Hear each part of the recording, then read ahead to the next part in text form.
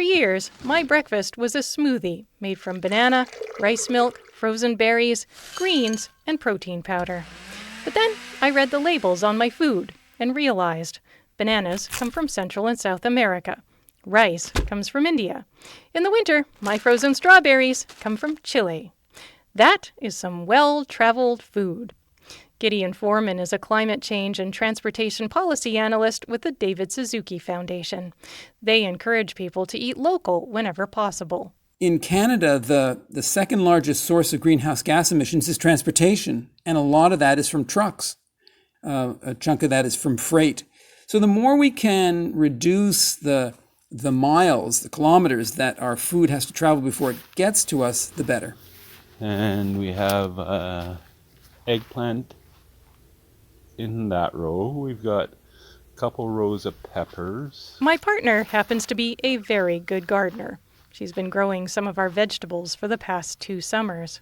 But we don't have the time or the space to produce all the food we eat.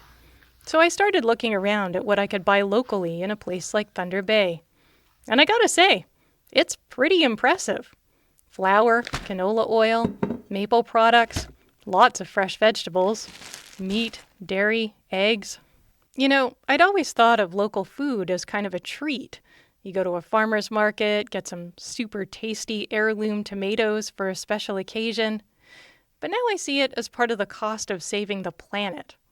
The trouble is, most people can't afford to pay that cost. And even if they could, the collective output of many local food producers isn't enough to feed their entire towns and cities.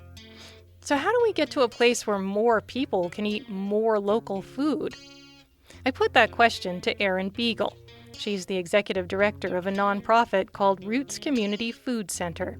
They help grow food and feed people in Thunder Bay. She says local producers can expand their production if they're sure there's a market for their products. So part of it is they need commitments from buyers, whether that's grocery stores or at markets, that they can then plan ahead. Erin says we as individuals can also help by taking part in community-supported agriculture, where you pre-purchase a share of a farm's harvest at the start of a year. We did that this year, by the way. When it comes to making local food more accessible to low-income people, she says the solution is really to fight poverty. Now, I should say that eating local isn't the only thing that helps reduce the carbon footprint of our diets. The David Suzuki Foundation says we should also try and eat organic. That's because some of the fertilizers used in non-organic foods come from fossil fuels. And it says we really need to cut back on meat, especially beef. Here's Gideon Foreman again.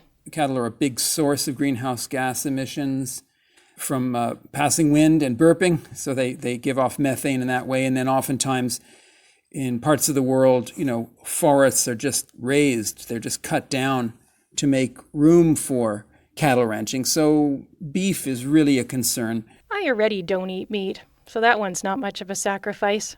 But there are sacrifices in my efforts to eat local. Avocados, guacamole, peaches, and the big one, chocolate.